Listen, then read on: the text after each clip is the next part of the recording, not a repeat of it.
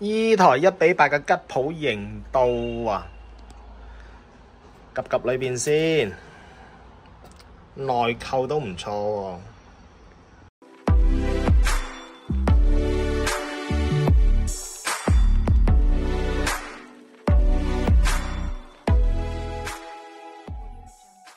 精神啊！我係月。呢排時喺後台咧，有啲粉絲同我講話，呢排時都係睇高達，好齋喎。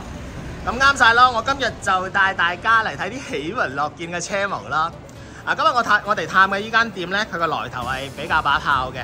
主理人蔡生咧，從上個世紀80年代已經開始玩車模，玩到依家噶啦，藏品過千個。喺車模嘅圈子內咧，就被譽為車模教父。咁之前好多車展咧都會邀請佢出嚟，將佢嘅藏品作為一個展覽使用嘅。咁今次我哋就嚟到蔡生間鋪，睇下佢呢度有啲咩新奇好玩又刺激嘅嘢，順便學下歷史啦。喂，蔡生，到啦，好耐冇見。而家忙咩啊？你而家？我睇下部老爺車啦。啊，呢部咧，睇到好原始嘅，犀利，吉姆尼啊，1990年。仲開唔開到啊？最關鍵。開到，呢度開到。開到係嘛？好，我哋入去睇下啲咩嘢玩啦。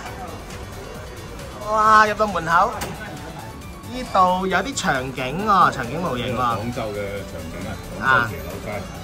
下邊就美國嘅公路，都係自己做嘅呢啲場景。然後我據聞呢度係比較出名嘅一個汽車歷史嘅博物館啊。呢個咩嚟嘅先？馬車。呢啲馬車啊。因為喺汽車製造之前咧，就先用馬車嘅，人類已經用咗好多年嘅馬車啦。後來就有蒸汽機。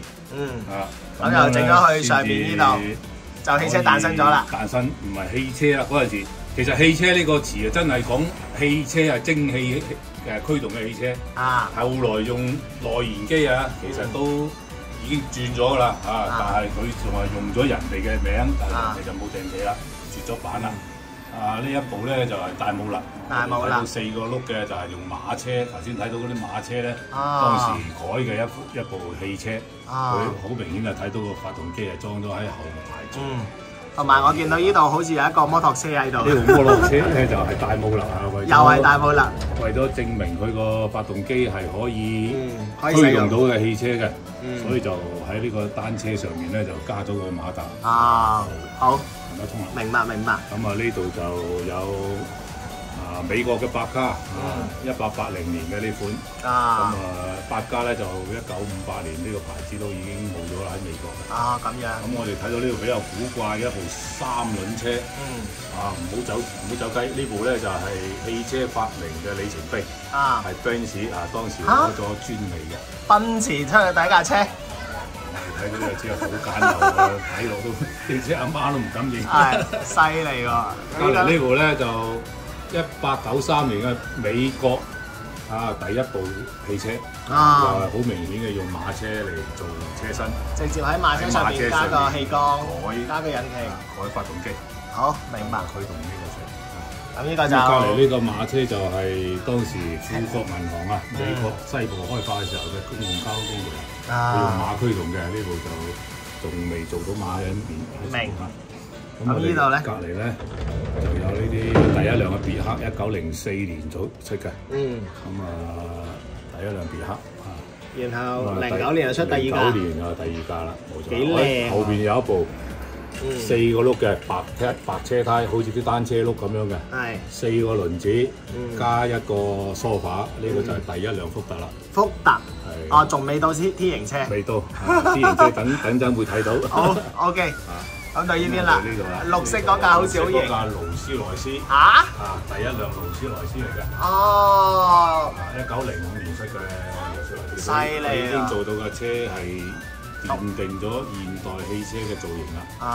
發動機喺前邊，跟住後面座椅。前面呢啲都係勞斯萊斯。即係呢部就銀鈴啊。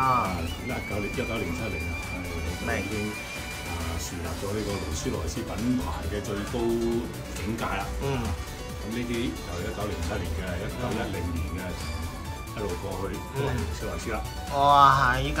1914年就係我睇到個尾後咧係用木頭做嘅一個車車身啊，因為當時一個著名設計師去做一個車身。好，咁後邊依架，後邊嗰架就係用蒸汽做動力嘅紅色嘅，用蒸汽做動力嘅咁樣架轎車，當時佢喺美國係好流行嘅。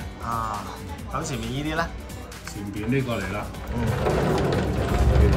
前邊呢個有用銅做嘅呢個勞斯萊斯1921年嘅勞斯萊斯，當時1921年啦，我哋共產黨誕生嗰年，佢啲汽車已經做到咁靚仔啦嚇。呢個凱迪拉克，呢個係凱迪拉克啊，1910年嘅第一輛。哇！咁隔離呢部咧就叫做梅賽德斯又係1911年嘅。佢又係用木頭做嘅一個我哋叫船型嘅車身。咁後邊嗰架咧運豬車啊，運牛車。嗰隻運牛嗰隻咧就叫麥克。美國嘅1916年嘅卡車。呢個當時參加一戰。出咗好有名氣㗎，呢個叫做。好，明白。OK。到呢邊。到呢邊仲有架紅色嘅同埋白色呢啲咩？紅色呢啲啊，呢個又係帕卡啦。維多利亞帕卡就係頭先黑色嗰隻嘅。後邊嗰啲車，紅色呢架咧就係斯圖士，又係美國嘅1915年跑車嚟，跑車啦，得2個座位㗎，後邊嘅油箱仲放喺上邊嚟，因為當時跑車都係越野車嚟㗎。明白，我睇下裏邊嗰個先。呢個就係 T 型車啦。你攞嚟做汽水賣汽水。T 型車其實當時嘅 T 型車就係多用途車。你睇到呢架咧就運汽水嘅，即係做貨車啦卡車啦。亦有咧就前邊呢架紅色，嗰架都係卡車，賣啤酒嘅，送啤酒嘅，咁前邊呢架咧就係載人仔嘅賽車嚟㗎啦，跑車嚟㗎，跑車你睇個座椅作為桶式座椅，犀利啊！跑車嘅 OK 配置啊，呢架就係標準型嘅，標準型嘅 T 型車，黑色嘅。黑色係當時最容易上漆，最容易上色啊！冇得揀，因為生產線就係出黑色。明。呢架咧就係皮卡木頭做嘅駕駛室，木頭做嘅車廂，都幾型啊！同埋呢度又有一架勞斯萊斯，呢架就1925年㗎啦。哇！咁呢度就基本上已經介紹到一戰之前嘅所有嘅汽車歷史㗎啦。冇錯啦，就一個汽車歷史長廊。好，我哋睇下邊呢度有啲咩？呢部特別貴嘅一部吉普，因為呢部吉普咧，呢度已經係1比8比例，1948年呢部應該1946年嘅。咁呢部模型好少有啊，真係好難見得。絕咗版啊！絕咗版啊，冇。佢嗰個機械結構好乜嘢？好複雜。好複雜。哎呀，型到啊！同頭先吉普有啲差唔多。係。全部有嘢到㗎，犀利！5撞對船啦，勁衰！呢個小件。咁下邊呢度呢架車又以前嗰啲跑車啦。呢個叫做蓮花跑車啊！我哋而家買咗啦，國內又買咗呢個品牌過嚟啦。但係呢部咧就係當時佢比較著名㗎啦。同埋我睇到下邊呢度咧，就基本上已經唔係歷史長廊啦，而係嗰種展示經典車嘅展示。同埋我見到後邊呢架車。呢個類似場景嘅都幾過癮下。呢個修車廠嘅嗰啲人話自己屋企有嘅嗰啲咁嘅車間仔，明白。喺度修車又好，喺度修復一啲老爺車。下邊呢度都自己整咗唔少場景，有啲古仔㗎嘛好似。呢啲場景我哋自己用自己嘅諗法嗱，呢一邊呢個咧，我覺得應該介紹下呢個。